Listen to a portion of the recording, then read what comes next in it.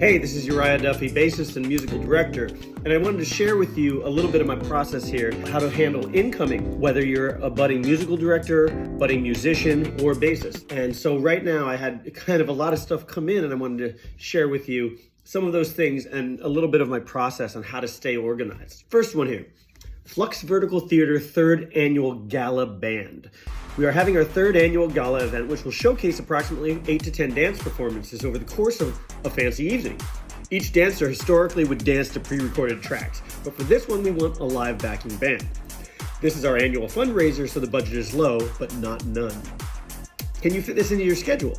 So the first thing I ask is date. June 21st, clear. Budget, turns out they had enough budget only for a small band, which means I have to, I can't have a 10-piece. So that means rhythm section and vocalist. So the next thing I'll do is request the music which came in today. I listen to this folder of music, I review it, and I listen to see what I'm going to be able to get away with not having, whether it be horns or guitar or keys and whatnot. After listening to all the music, I can make the instrumentation in my head, and I decided it's going to be bass, drums, keys, guitar, singer. So that's 5 people. Now, if there's songs that have horns or auxiliary lines in them, I do have a method that I use. What I'll do is I'll take these original tracks and download them so that I have them. And then using AI, I can make stems. Now, you can make stems using AI in Logic now, in Stem Splitter if you have an M machine. You can use Fader, that's also a great one, or Moises, and I know a lot of people are using Moises. I happen to have a pro account on Moises, which gives you even more flexibility and more things that you can split apart. I will delete the drums, the bass, anything that I have live, but keep in the auxiliary sounds and or horn lines for the tunes that need them. One of the best advantages I noticed doing this method and making the backing tracks from the original tracks is that the dancers will have the exact tempo and exact length of the song that they are used to rehearsing to. That's always been an issue, bridging the gap between musicians and dancers, because the musicians play it or interpret it a little different. Maybe the tempo is different. Maybe the instrumentation doesn't sound the way it has been produced on the CD. So using that track as your template and then playing on top of it really works to get everyone in sync and on the same page. Next up that came in today, Vincent Engala. He is a rising smooth jazz icon. He's requesting a bassist for his local Yoshi's show, and that came down to me. So the first thing I asked, what's the date? Date's May 28th. Totally good, I'm available. Now the music arrived today as well in a very organized Dropbox folder. That, as a musical director, is one of the best things you can do, is organize the music, maybe even put 00, 01, 02 in front of the track names so that the songs are in order, or at least close to what they are going to be for the show. So what I do as a bassist, I'll give it all a listen. I learn the tunes, I make any charts or cheat sheets if necessary, and then we go from there. Now, a lot of the biggest gigs I've ever done with the biggest national artists, there is no rehearsal, and a lot of times I'll fly out, you don't know anyone else on the gig, and it's sink or swim. It's either you do your homework or you didn't. If you do your homework, this isn't rocket science, it's just making music. You can go on YouTube, you can watch their live videos, you can listen to the studio recordings, just get the songs in your head, in your heart, in your hands, and then you can do no wrong. That's really the best way to do it. Second guessing yourself is probably the worst thing you can do, and we're all guilty of it, especially me. Next up, now this is a new one and it's close to my heart. This is for the Vivica Hawkins Stroke Recovery Benefit All-Star Show at the Independent in San Francisco, California. Now, Vivica is one of my best friends. I've known her for probably 20 years. We've done albums together, done a lot of original music. We played in Dumpsta Funk together. She is really one of my closest peeps, and she did have a stroke recently. It's going to be a long road to recovery, so we are putting together a show for her. I've been tasked to be the musical director for it. And so what that means, the first thing I ask is the date. There we are again. June 29th, totally clear. It's a Sunday, which is great for musicians.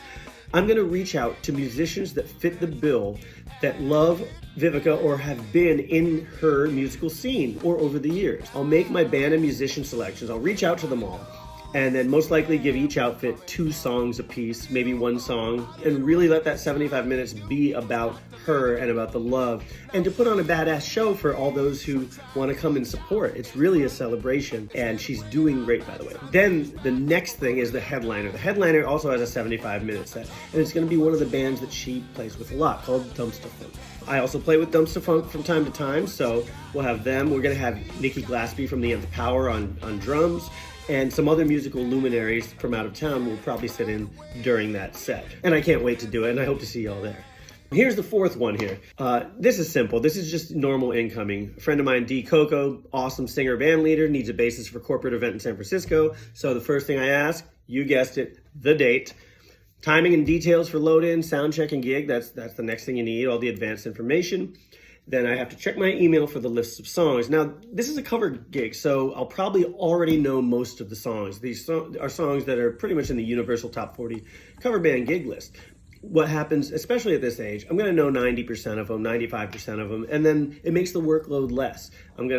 Maybe there's 2 songs, a Taylor Swift song or something that I haven't heard that I'd have to learn, but it'll be minimal. That'll be really easy, so we knock that out easy. It'll be fun to play. It's actually an all-star group of a lot of my old homies that I started playing with here in San Francisco. Number 5, Smoked Out Soul. Now, Smoked Out Soul is a DJ, guitar, bass, but all fully live band, and they don't have a bassist. So they want to bring me to headline the Joshua Tree Festival this year. Date first. What's the date? May 15th, all good. Then I get the timing details for load in and the sound check and the gig, and look at the list of songs, listen through them, learn them.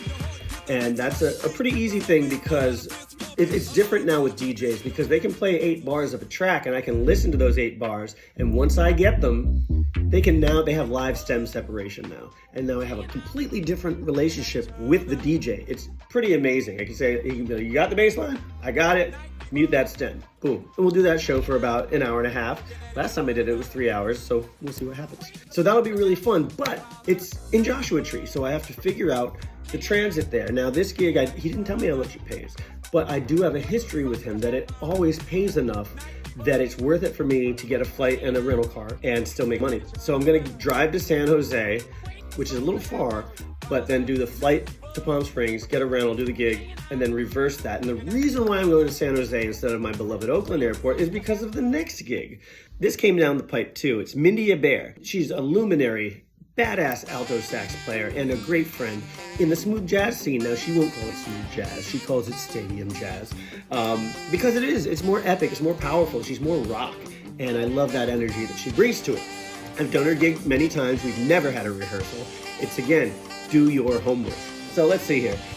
What's the date? That's always the most important thing. May 17th, that is clear.